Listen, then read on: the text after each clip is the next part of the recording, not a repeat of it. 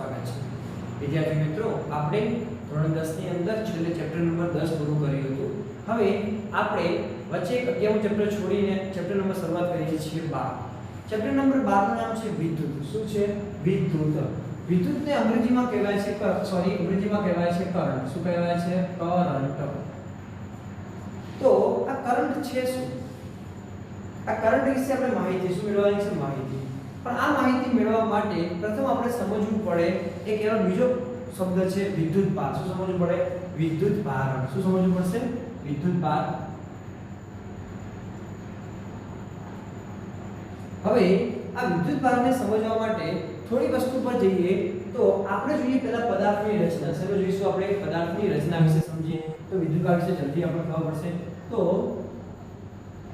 પદાર્થની રચના સમજીએ તો આપણે જોવા જઈએ તો પદાર્થની રચનાની અંદર આપણે કોઈ લઈએ ઘન ટુકડો શું લઈએ છીએ ઘન ટુકડો તો આની અંદર જોવા જઈએ આ રીતે શું આવેલા હોય પદાર્થની અંદર આ શું આવેલા હોય આને શું કહેવાય તો આને કહેવાય અણુ અથવા પરમાણુ શું કહેવાય છે અણુ અથવા પરમાણુ કહેવાય છે તો થોડી ભાગને સમજતા પહેલા થોડી વ્યાખ્યા ઉપર જઈએ આપણે કોઈ પણ પદાર્થના અતિ સૂક્ષ્મ ભાગને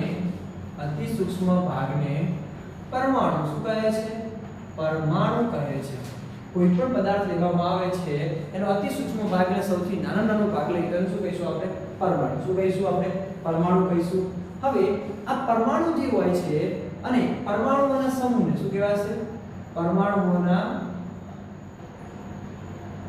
સમૂહને શું કહેવાય છે અણુ શું કહે છે અણુઓ કહે છે અને અણુઓથી શું બનશે તત્વો બને તત્વોથી શું બને છે પદાર્થ બને છે હવે આપણે પરમાણુની વાત કરીએ તો કોઈ પણ એક પરમાણુ લઈએ શું લઈએ છીએ આપણે કોઈ પણ પરમાણુ તો આપણે કોઈ પણ પરમાણુ લઈએ તો પરમાણુ રચના જોઈએ છે આ પરમાણુનું કેન્દ્ર એની આજુબાજુમાં શું આવેલી કક્ષાઓ શું આવેલી હોય કક્ષાઓ આવેલી હોય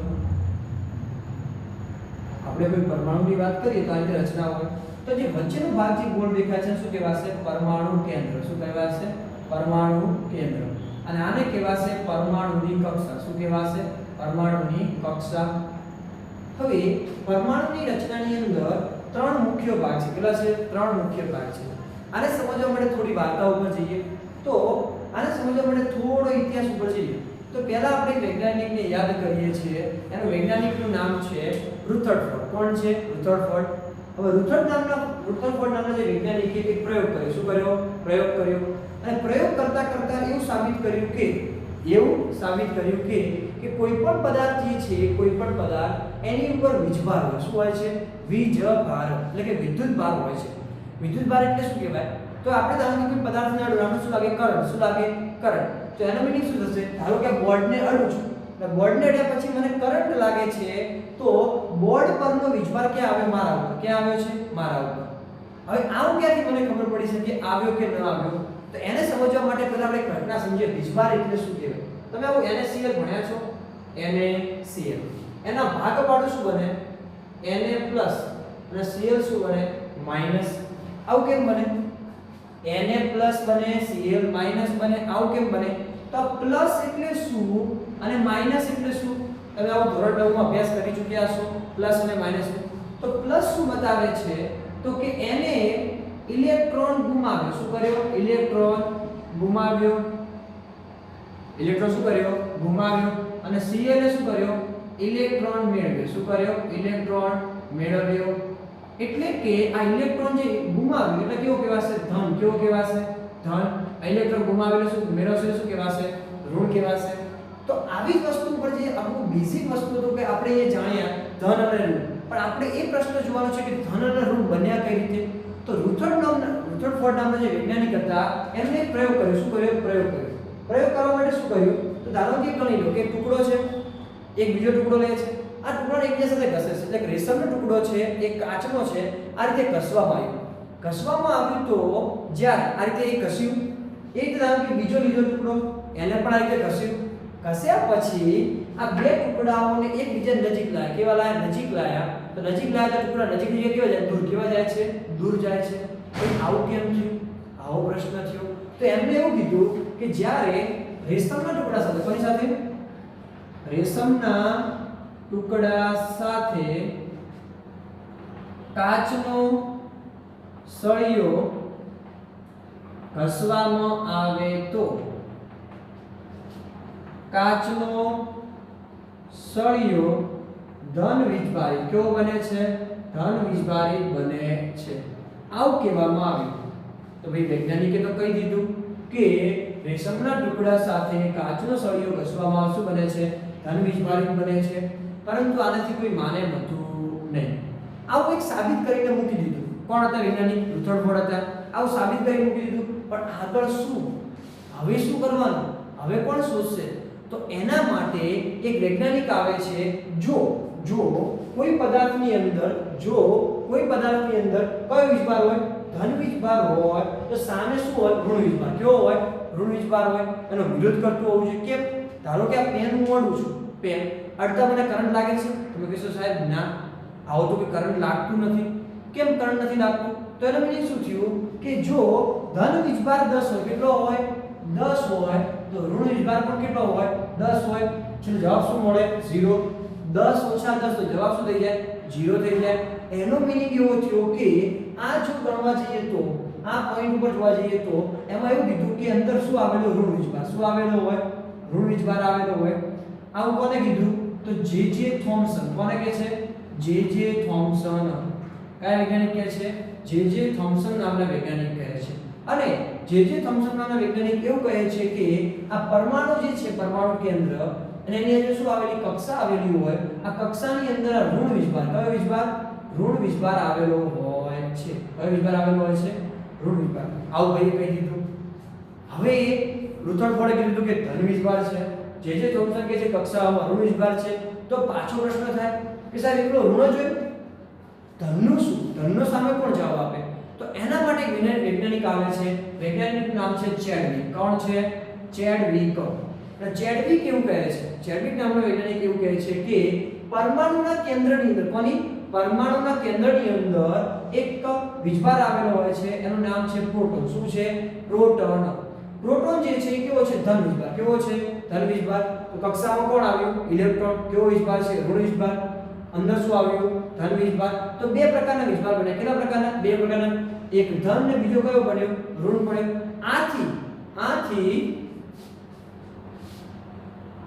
આથી વીજભારના બે પ્રકાર છે. કેટલા પ્રકાર છે? બે પ્રકાર છે. કયા? તો ધન વીજભાર અને બીજું કયો છે? ઋણ વીજભાર. કોણ છે? ધન વીજભાર અને કોણ છે? ઋણ વીજભાર. ધન વીજભાર તરીકે આપણે શું લઈશું? ઇલેક્ટ્રોન. શું લેવાના છે આપણે? ઇલેક્ટ્રોન. અને ઋણ વીજભાર તરીકે આપણે ધન વીજભાર તરીકે શું લઈશું આપણે? પ્રોટોન. શું લઈશું? પ્રોટોન. અને ઋણ વીજભાર તરીકે આપણે શું લઈશું? ઇલેક્ટ્રોન. શું લઈશું? ઇલેક્ટ્રોન લેવામાં આવે છે. તો આપણે સમજીશું અહીંયા કને કે ધન વીજભાર તરીકે શું આવશે? પ્રોટોન. ઋણ વીજભાર તરીકે શું આવશે? ઇલેક્ટ્રોન. શું આવે છે? ઇલેક્ટ્રોન આવે છે. તો આ રીતે પરમાણુની રચનાની આધારે આપણને શું મળે છે? તો બે પ્રકારના વીજભાર. કેટલા પ્રકારના વીજભાર મળે છે? બે પ્રકારના વીજભાર મળે છે. કયા? ધન વીજભાર અને ઋણ વીજભાર મળે છે. પરંતુ પરમાણુ રચનાની અંદર ત્રીજું વસ્તુ આવેલું છે, ન્યુટ્રોન. શું આવેલું છે? ન્યુટ્રોન પણ આવેલું છે. બરાબર? ન્યુટ્રોન કેવું છે? 0. કેવી ઘાત છે? 0. 0 એટલે શું કહેવાશે? તટસ્થ. કેવું કહેવાશે? તટસ્થ. શું કહેવાશે? તટસ્થ કહેવાય છે. એટલે કે ન્યુટ્રોન પર કોઈ વીજભાર હોતો નથી. કેટલો વીજભાર હોય છે? ઇલેક્ટ્રોન અને પ્રોટોન જેટલો વીજભાર. આને સમજવા માટે કેટલો ધન ને કેટલો ઋણ વીજભાર હોય એ સમજવા માટે થોડી વસ્તુને સમજો. થોડા ભાગને સમજો તો આપણે કોઈ પણ એક તત્વ લઈએ. શું લઈએ? તત્વ. ચલો આપણે સોડિયમ લઈએ. શું લઈએ? સોડિયમ. સોડિયમ શું લખાય? Na. એનો પરમાણુ ક્રમાંક Z બરાબર કેટલો છે? 11. કેટલો છે? 11. આ 11 શું બતાવે છે? તો સોડિયમની અંદર ઇલેક્ટ્રોનની સંખ્યા, કોની? ઇલેક્ટ્રોનની સંખ્યા અને પ્રોટોનની સંખ્યા કેટલી છે? 11. કેટલી છે? 11. એટલે કે કોઈ પણ પદાર્થની અંદર અથવા કોઈ પણ તત્વનો પરમાણુ ક્રમાંક શું બતાવે છે? ઇલેક્ટ્રોનની સંખ્યા અને શું બતાવે છે? પ્રોટોનની સંખ્યા બતાવે છે. અને બંને કેવી હોય? સમાન. કેવી હોય? સમાન. કેમ? જ્યારે આપણે કોઈ તત્વને અડીએ છીએ તો કેવો તટસ્થ કેવો હોય છે તટસ્થ પરંતુ તમે જોઈ શકો છો એને શું કર્યું એક ઇલેક્ટ્રોન ગુમાવ્યો કેવો બન્યો પ્લસ બનેલો કેવો કહેવાય છે ધન વીજભાર અહીં શું કરે છે ક્લોરીન શું કરે છે વીજભાર મેળવે છે બરાબર એ કઈ રીતે મેળવે છે આપણે સમજીશું બરાબર પરંતુ એ ધ્યાન રાખીશું કે પરમાણુ ક્રમાંક જે છે પરમાણુ ક્રમાંક એ શેની સંખ્યા બતાવે છે ઇલેક્ટ્રોન અને પ્રોટોન કોની સંખ્યા બતાવે છે ઇલેક્ટ્રોન અને પ્રોટોનની સંખ્યા બનાવે છે અને આ જ રીતે કોની રચના ઉદ્ભવે છે વીજભાર શું ઉદ્ભવે છે વીજભાર ઉદ્ભવે છે અને વીજભારના કેટલા પ્રકાર છે બે ધન વીજભાર અને ઋણ વીજભાર ચલો બરાબર અહીંથી લખી દઈશું થોડું ઘણું પછી આપણે સમજીએ વીજભાર વિશે થોડી વધારે માહિતી ઉપર જઈએ આપણે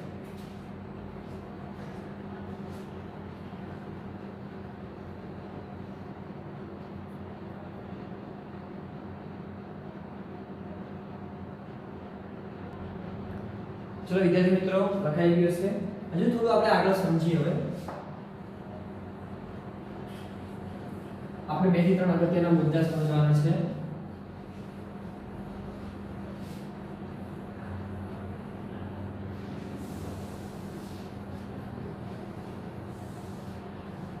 ચલો ધ્યાન આપો આપણે ચર્ચા કરી કે અહીંયા આપણે કીધું કે રેશમ સાથે કાચના સળિયા કોના સળિયા કાચના સળિયાને ઘસવામાં આવે શું કરવામાં આવે છે ઘસવામાં આવે તો એમાં બે ક્રિયા થાય છે કે રેશમ કેવું બનશે ઋણ વીજભાર કેવું બને છે ઋણ વીજભાર અને કાચનો સળિયો કેવો બને છે ધન વીજભાર આપણે સ્ટાર્ટિંગમાં સમજ્યા કે કાચનો સળિયો શું કરે છે ઇલેક્ટ્રોન ગુમાવે શું કરે છે ઇલેક્ટ્રોન ગુમાવે છે જ્યારે રેશમ શું કરે છે ઇલેક્ટ્રોન મેળવે શું કરે છે ઇલેક્ટ્રોન મેળવે ઇલેક્ટ્રોન શું કરે છે મેળવે છે એટલે કે કાચનો સળિયો જ્યારે રેશમ સાથે ઘસવામાં આવે છે ત્યારે ધન વીજભારિત બને છે ક્યારે ઇલેક્ટ્રોન ગુમાવે એટલા માટે તો એ સમજણ શું રાખવાની છે આપણે સમજજો કે જો કોઈ પદાર્થ કે તત્વ ઇલેક્ટ્રોન ગુમાવે શું કરે ઇલેક્ટ્રોન ગુમાવે તો તે કેવો બને છે ધન વીજભારિત કેવો બને છે ધન વીજભારિત બને છે અને જો કોઈ પદાર્થ કે તત્વ ઇલેક્ટ્રોન મેળવે શું કરે ઇલેક્ટ્રોન મેળવે તો તે કેવો બની જાય છે ઋણ વીજભારિત કેવો બની જાય છે ઋણ વીજભારિત બને છે કેમ ઇલેક્ટ્રોન કેવો છે ઋણ વીજભાર છે એ ઋણ વીજભાર જાય તો કેવો કહેશે ઋણ વીજભારિત ગુમાવ શું કરશો ધન વીજભારિત તે થોડું ધ્યાન રાખીશું કે ઇલેક્ટ્રોન ગુમાવે તો કેવો કહેવાશે ધન વીજભારિત અને ઇલેક્ટ્રોન મેળવે તો કેવો કહેવાશે ઋણ વીજભારિત કહેવાય છે એટલા માટે રેશમ શું બને છે ઋણ વીજભારિત ઇલેક્ટ્રોન મેળવે છે એ જ રીતે આપણે ફર સાથે કોની સાથે ફર એટલે બિલાડીનો ટૂંક કહેવાય એની સાથે આપણે પ્લાસ્ટિકનો સોલ્યુશનો પ્લાસ્ટિકનો સળિયો ઘસવામાં આવે તો ફર બને છે ધન વીજભારિત કેવી બને છે ધન વીજભારિત જ્યારે પ્લાસ્ટિકનો સળિયો કેવો બને છે ઋણ વીજભારિત કેવો બની જાય છે ઋણ વીજભારિત બને છે તો બે વસ્તુને સમજવાનું છે ધન વીજભારિત અને ઋણ વીજભારિત આની વધુ પડતી માહિતી આપણને ધોરણ 12 ની અંદર ક્યાં મળે છે ધોરણ 12 ની અંદર મળે છે કેમ ભાઈ આવું થાય છે આવું થવાનું કારણ કઈ રીતે ક્યારે ધન બને ક્યારે ઋણ બને તો થોડી માહિતી લઈશું અહીંયા છે થોડી માહિતી લઈએ હવે અહીંયા જોવા જઈએ તો સમજો આ ગણી લો આપણા માટે હાલ પૂરતું આ જે ભાગ જે છે એ રેશમ શું છે રેશમ આ શું છે કાચનો સળિયો ગણી લો આ રેશમ આ કાચનો સળિયો હવે શરૂઆતની અંદર આ બધા દળ માપું શું માપું છું દળ માપું છું દળ માપી દીધા પછી જો આને ઘસું શું કરું છું એકબીજા સાથે ઘસું છું ઘસ્યા પછી ફરીથી દળ માપું શું માપું છું ફરીથી દળ માપું છું જ્યારે દળ માપું છું ત્યારે મને આ કાચના સળિયાનું દળ શું લાગ્યું ઓછું શું લાગ્યું ઓછું અને રેશમનું દળ કેવું લાગ્યું વધુ લાગ્યું તો જો દળ વધુ થાય અને ઓછું તો સમજો આવું ક્યારે થાય જો દળ ઘટે શું થાય દળ ઘટે તો કેવો બનશે ધન વીજભારિત કેવો બનશે ધન વીજભારિત તો મેં શું કીધું જ્યારે મેં ઘસ્યું ત્યારે કાચના સળિયાને ઘસવામાં આવ્યો તો કાચનો સળિયો નું સુધી દળ ઓછું કેવું થાય છે દળ ઓછું એટલે દળ ઘટ્યું દળ ઘટે તો કેવું કહેવાશે ધન વીજભારિત અને દળ વધે શું થાય દળ વધે તો કેવું બનશે ઋણ વીજભારિત કેવું બને છે ઋણ વીજભારિત બને છે. તમે બહુ ધ્યાનથી સમજીશું. જો કોઈ પદાર્થ જે છે એને એકબીજાને ઘસવામાં શું કરવામાં આવે, ઘસવામાં આવે તો એ દળ ઘટે છે. દળ ઘટે તો કેવું બનશે, ધન વીજભારિત. દળ વધે કેવું બનશે, ઋણ વીજભારિત બને છે. આ રીતે વીજભાર નક્કી કરવામાં શું આવે છે, વીજભાર નક્કી કરવામાં આવે છે. હવે થોડું આગળ વધીએ. અહીંયા ધારો કે બે કાચના સળિયા ઘસું, શું કરું છું, બે કાચના સળિયા ઘસું છું અને એકબીજાની નજીક લાવું છું, નજીક લાવું છું તો એ દૂર ગયા, કેવા જાય છે, દૂર જાય છે. એ જ રીતે બે પ્લાસ્ટિકના સળિયા લઉં છું અને નજીક લાવું છું, જાય છે દૂર, કેવા જાય છે, દૂર જાય છે. એટલે કે બંને પર કેવા હતા, ધન વીજભાર. કેવો હતો, ધન. બંને ઉપર કેવો હતો, ઋણ વીજભાર હતો. તો બંને સમાન વીજભાર, કેવા હતા, સમાન વીજભાર હોય તો અપાકર્ષણ શું થાય છે, અપાકર્ષણ. તો સમાન વીજભાર વચ્ચે કયું બળ લાગે છે, અપાકર્ષણ બળ. કયું બળ લાગે છે, અપાકર્ષણ બળ લાગે છે. બીજી વસ્તુ, ધારો કે એક કાચનો સળિયો અને પ્લાસ્ટિકનો સળિયો, તો બંને કેવા છે, વિજાતીય. કેવા થશે, વિજાતીય. વિજાતીય એટલે કે વીજભાર સમાન હતો તો વિજાતીય વીજભારો વચ્ચે કયું બળ લાગે છે, આકર્ષણ. કયું બળ લાગે છે, આકર્ષણ બળ લાગે છે. તો આપણે ધ્યાનથી સમજીશું અહીંયા શું કહેવા માંગે છે, તો કે સમાન વીજભારો વચ્ચે શું થાય છે, અપાકર્ષણ. શું લાગે છે, અપાકર્ષણ. જ્યારે વિજાતીય વીજભાર શું લાગે છે, આકર્ષણ લાગે છે. જો વીજભાર ગુમાવો તો કેવો કહેવાશે, ધન વીજભાર. વીજભાર મેળવો તો કેવો કહેવાશે, ઋણ વીજભાર. સમાન વીજભાર એટલે કે સજાતીય. કેવું કહેવાય, સજાતીય પણ કહેવાય છે. અહીંયા શું લખાય છે, એક અને સજાતીય. શું લખાય છે, સજાતીય. તો સજાતીય વીજભાર શું થશે, અપાકર્ષણ. વિજાતીય શું થશે, આકર્ષણ બળ લાગે છે. તો આ વસ્તુ આપણે ધ્યાનથી સમજીશું કે અપાકર્ષણ બીજું શું લાગે છે, આકર્ષણ પ્રકારના બળો લાગે છે. હવે આગળ જોવા જઈએ તો વીજભારનો એકમ કુલમ છે. શું છે, કુલંબ. કુલંબ નામના વૈજ્ઞાનિકે વીજભારની વ્યાખ્યા આપી હોવાના કારણે શું અપાય છે, કુલંબ. શું અપાય છે, કુલંબ. હવે આપણે બીજું રાખીશું કુલંબ. કુલંબને દર્શાવે છે કેપિટલ સી. શું દર્શાવે છે, કેપિટલ સી વડે. આથી ઇલેક્ટ્રોનનું મૂલ્ય 1.6 ગુણ્યા 10 ની -19 ઘાત કુલંબ છે. કેટલું છે, 1.6 ગુણ્યા 10 ની -19 ઘાત કુલંબ છે. તો તમને ઇલેક્ટ્રોનનું મૂલ્ય પૂછે તો કેટલું આવશે, 1.6 ગુણ્યા 10 ની -19 ઘાત કુલંબ.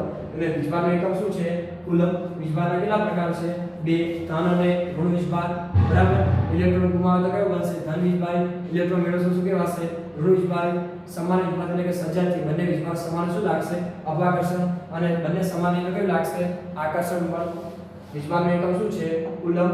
અને એનું મૂલ્ય કેટલું થાય, ઇલેક્ટ્રોનનું મૂલ્ય કેટલું થાય, તો 1.6. કેટલું, 1.6 ગુણ્યા 10 ની -19 ઘાત કુલંબ. કેટલું કહેવાય છે, 1.6. એ જ રીતે તમને શું કે પ્રોટોનનું મૂલ્ય કેટલું કે, પ્રોટોનના વીજભારનું મૂલ્ય.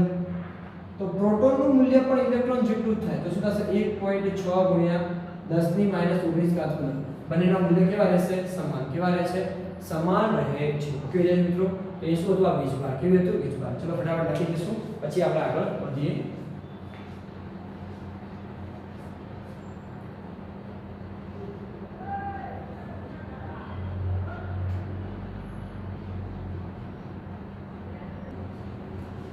ચલો વિદ્યાર્થી મિત્રો, થોડું આગળ વધીએ. હવે આપણા માટે એક નાનો અમથો પ્રશ્ન છે કે સાહેબ, જો મારે 1 કુલંબ, કેટલો, 1 કુલંબ વીજભાર મેળવવો હોય તો કેટલા ઇલેક્ટ્રોનની જરૂર પડે, કે ઇલેક્ટ્રોનની સંખ્યા મારે શોધવી. શું શોધવી છે, ઇલેક્ટ્રોનની સંખ્યા શોધવી છે. થોડું ધ્યાન અહીં આપીશું કે 1 કુલંબ વીજભાર મેળવવા માટે જરૂરી ઇલેક્ટ્રોનની સંખ્યા શું લેવી છે, જરૂરી ઇલેક્ટ્રોનની સંખ્યા. તો આના માટે એક સૂત્ર છે, વીજભારને દર્શાવાય છે q. શું દર્શાવાય છે, q વડે. તો q બરાબર ne. શું દર્શાવાય છે, ne. q એટલે શું થશે, વીજભાર. n એટલે સંખ્યા, e એટલે ઇલેક્ટ્રોન. બરાબર. તો q ની કિંમત કેટલી લેવી છે, 1 કુલંબ. કેટલી લેવી છે, 1 કુલંબ. n નો a અને ઇલેક્ટ્રોનનું મૂલ્ય કેટલું છે, 1.6 ગુણ્યા 10 ની -19 ઘાત. કેટલું છે, 1.6. આને ક્યાં લાગ્યું, નીચે. તો 1 ભાગ્યા 1.6 ગુણ્યા 10 ની -19 ઘાત બરાબર શું થશે, n થશે. હવે 1 ભાગ્યા 1.6 કેટલા 1 ભાગ્યા 1.6 કરું તો જવાબ આવશે 0.625 કેટલો આવે છે 0.625 10 ની -19 ઘાત ઉપર આવે ક્યાં થઈ જશે પ્લસ તો 10 ની કેટલી થાય 19 ઘાત n હવે 1 અહીંથી શૂન્ય ઉતાર દો તો શું થશે એક અને 6.25 કેટલા આવશે 6.25 ગુણ્યા 10 ની 18 ઘાત બરાબર n n બરાબર 6.25 ગુણ્યા 10 ની 18 ઘાત તો જો મારે 1 કુલમ કેટલો 1 કુલમ જો વીજભાર મેળવવો હોય કેટલો 1 કુલમ જો મારે વીજભાર મેળવવો હોય તો કેટલા ઇલેક્ટ્રોનની જરૂર પડે તો 6.25 ગુણ્યા 10 ની 18 ઘાત કેટલા જોશે 6.25 ગુણ્યા 10 ની 18 ઘાત ઇલેક્ટ્રોનની જરૂર પડે છે તો વિદ્યાર્થી મિત્રો એક વસ્તુ છે આ પ્રશ્ન પરીક્ષામાં પૂછાઈ શકે 1 માર્ક્સમાં બી પૂછાઈ શકે વિકલ્પમાં બી પૂછાઈ શકે અને 2 માર્ક્સના કેટલા પ્રશ્નોમાં 2 માર્ક્સમાં બી પૂછાઈ શકે કે 1 કુલમ વીજભાર મેળવવા માટે કેટલા ઇલેક્ટ્રોનની જરૂર પડે છે તો કેટલા આવશે 6.25 ગુણ્યા 10 ની 18 ઘાત અથવા 0.625 ગુણ્યા 10 ની 19 ઘાત ઇલેક્ટ્રોનની જરૂર પડે છે તમે આ રીતે ગણી શકો છો આ સૂત્ર છે વિદ્યુત ભારનું ક્વોન્ટમીકરણ શું છે વિદ્યુત ભારના ક્વોન્ટમીકરણના સૂત્રના આધારે અને આ સૂત્ર ક્યાં આવે છે તો આ સૂત્ર જે છે ધોરણ 12 ની અંદર આવે છે પરંતુ તમારી જે કેવાજી બુકની અંદર પ્રશ્ન પૂછ્યો છે કે 1 કુલમ વીજભાર મેળવવા માટે કેટલા ઇલેક્ટ્રોનની જરૂર પડે કેટલા થશે 6.25 ગુણ્યા 10 ની 18 ઘાત ઇલેક્ટ્રોનની જરૂર પડે છે તો ફટાફટ લખી દઈશું પછી આપણે આગળ વધીએ